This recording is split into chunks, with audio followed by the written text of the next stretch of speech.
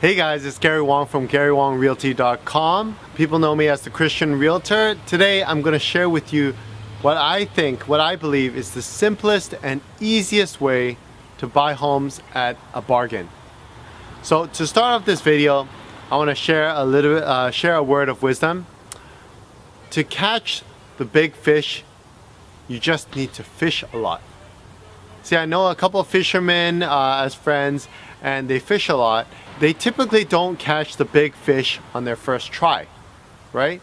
They usually have to fish for a few hours. They have to have the right equipment. They have to know the right location and all those kind of things.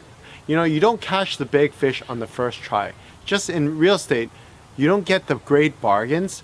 Typically, you don't get the great bargains on your first try. I work with buyers and investors, and one of the problems I see is that they see a lot of great bargains, but all they do is just look. They don't actually get into the game. They don't write the offers. They don't go in and try to negotiate. They just see the great offers. They see the great deals that pass them by, and they talk about that. Go, oh yeah, so that house sold at a great deal, or that house sold at a great deal, and they wonder why they aren't one of them.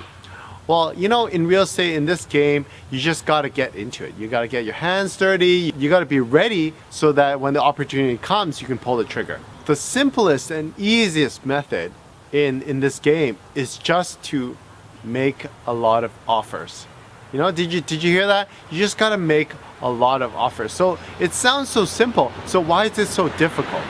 So let me share with you three things that I've seen in the industry, that I've observed, that I feel are the hindering aspects of why people don't do this. So number one, perseverance. You know, people like to succeed on the first try. They don't like to persevere. And to me, I think it's about perspective. Thomas Edison once said that I have not failed 10,000 times. I have just found 10,000 ways that don't work. Let's say you write an offer on a home and you negotiate and it just doesn't get accepted. You don't get the great price. Then you tried your best, now move on. Move on to the next one and try to get a good price on the second one. You know, there's no easy way about it. You just got to keep going. It's difficult because you need the perseverance. Number two is fear. Oh, well, what if they say no? What if I sound too aggressive? What if it's a low ball? Well, you never know until you ask. Somebody once said, the answer is always no if you don't ask. Don't be afraid. Be bold and courageous. Go out there and make offers. Don't be afraid of getting rejected. Rejection is just one step closer to success. Look at it through those lens. Okay, third is laziness. People just don't want to they don't want to put in the time. They don't want to put in the effort. They don't want to put in the work. You know, I tell people of the bargains that I get when I buy consumer goods, and they think, wow, what a great deal. And you know what? They can get it too if they put in the time. Like for me, I had been watching this product for years, or not, for months or weeks, and I've been researching it, where the best place to buy it, and I wait for the sales, and then I go and line up and I go and get it, right? So, you know, you want the good deals, you gotta put in the time. In real estate, you just gotta make a lot of offers regardless of what the home is priced at. Here's why you should write an offer regardless of what the home is priced at.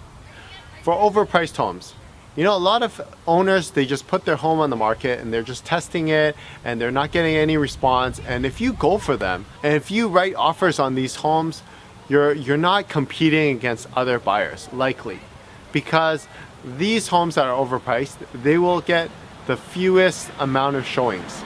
So in that case, seller sees you know, very few offers, and yours is probably the only offer. Yours is probably one of the very few showings.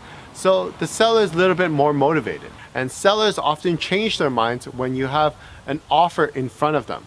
They look at the price, well, you know, and they discuss it with their husband or wife, and they go, well, it's a little bit lower than what we expected, but you know, maybe that's what market value is, because obviously we haven't gotten a lot of showings. And then if you negotiate and you grind a little bit, you get a great deal. Okay, so how about underpriced homes? Underpriced homes, people hesitate and they don't get involved because they're like, oh, we don't want to go through multiple offers. We don't want to be in the bidding war. Well, you know what? For Boxing Day sales, if you want the great deals, you want the door crushers, you gotta line up, right? And sometimes you'll get lucky. If you let's say you're late on the Boxing Day sale and you didn't line up in the beginning, but sometimes you'll be lucky. You go in and the product is still there. It wasn't taken. The door crusher is still there. Sometimes you get that chance. But if you don't even line up, you don't even go to the store, there's no chance. Same with underpriced homes. If you don't even write the offer, you don't go and try to bid on it, who knows? Who knows? I work with a lot of buyers. We write offers or we look at homes that we like and they say, oh yeah, it looks like we have 10 other realtors who are interested. Well, at the end of the day, they might just end up with 2 offers or 3 offers. It's not like all 10 will actually write offers. Depends on the market, but you get my point, right? So the other thing is, oftentimes, if you check the market regularly, if an underpriced home shows up quickly, and if you're quick enough to write an offer, you might be able to buy it before the other realtors or before the other buyers get a chance to write an offer. There's a saying, the early bird gets the worm. So, get ready, be ready. When you see the deal, be ready to pull the trigger, and you might get lucky and end up buying an underpriced home. Third, the well-priced homes. So for well-priced homes, they're well-priced.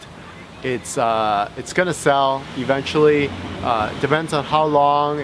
There might be a little bit of competition. They're not underpriced, but they're not overpriced. They're well-priced. Just go for it. Just go and write the offers and don't be afraid. The worst case scenario is you get a good price. Best case scenario is you get a great price. Don't be afraid to to bargain a little bit, to negotiate. Just go for it. So hope you enjoyed this video. Hope it added value to you, gave you some pointers. Gary Wong from GaryWongRealty.com. Subscribe below, comment as well. Have a great day and God bless you.